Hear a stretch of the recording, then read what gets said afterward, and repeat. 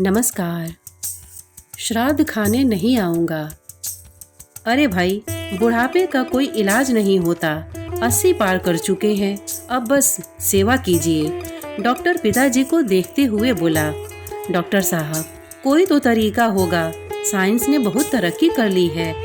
शंकर बाबू, मैं अपनी तरफ से दुआ ही कर सकता हूँ, बस आप इन्हें खुश रखिए, इससे बेहतर और कोई दवा नहीं है। और इन्हें लिक्विड पिलाते रहिए जो इन्हें पसंद है।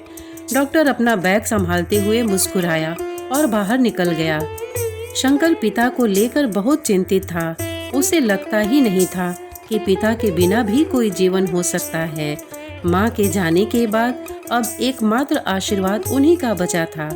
उसे अपने बचपन और जवानी के सारे दिन याद आ रहे थे। कैसे पिता हर रोज कुछ न कुछ लेकर ही घुसते थे। बाहर हल्की हल्की बारिश हो रही थी। ऐसा लगता था जैसे आसमान भी रो रहा हो।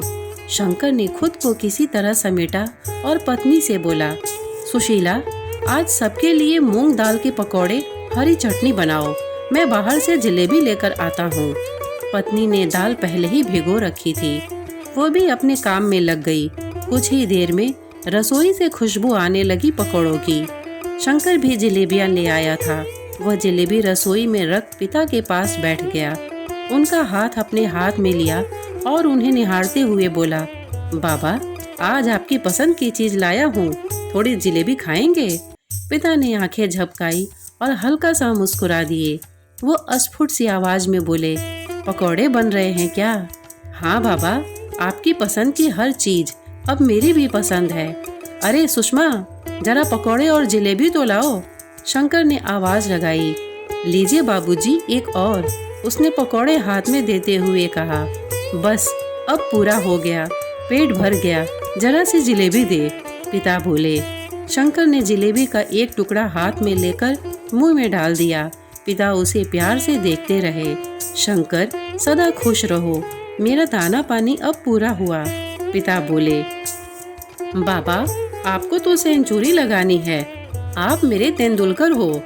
आंखों से आंसू बहने लगे थे। वह मुस्कुराए और बोले, तेरी माँ पवेलियन में इंतजार कर रही है। अगला मैच खेलना है, तेरा पोता बनकर आऊंगा, तब खूब खाऊंगा बेटा। पिता उसे देखते रहे। शंकर ने प्लेट उठाकर एक तरफ रख दी, मगर पिता उसे लगातार देखे जा रहे थे। आंख भी नहीं झपक रही थी। शंकर समझ गया कि यात्रा पूर्ण हुई। तभी उसे ख्याल आया, पिता कहा करते थे, श्राद्ध खाने नहीं आऊंगा कौवा बनकर, जो खिलाना है अभी खिला दे। दोस्तों, आज की स्वार्थ भरी दुनिया में बुजुर्गों का आदर घटता जा रहा है और मृत्युपरांत श्राद्ध करके ये बताने का प्रयास किया जाता है कि वे कितने पितर भक्त हैं। ये तो श्राद्ध की, या यूं कहें कि अपने पितरों का अपमान है। यदि सचमुच दिल से जीते जागते माँ बाप व बुजुर्गों की सेवा की जाए तो मृत्यु के बाद अपने मृत परिजनों को स्मरण अंजलि प्रस्तुत करना श्राद्ध के माध्यम से सार्थक है। श्राद्ध का औचित्य, श्राद्ध की सार्थकता इसी में निहित है कि बुजुर्गों को जीते जी प्रथम सम्मान मिले, भरपूर प्रेम व प्यार से उनकी सेवा शुश्रूषा हो, जिससे उनकी आत्मा प्रसन्न हो और उनका आशीर्वाद प्राप्त हो। श्रोतागण, प्रस्तुत कहानी आपको कैसी लगी, हमें कमेंट करके अवश्य बताइएगा। साथ ही इतने धैर्य से इसे सुनने के लिए आपने अपना बहुमूल्य समय दिया, इसके लिए आपका बहुत बहुत धन्यवाद। नमस्कार।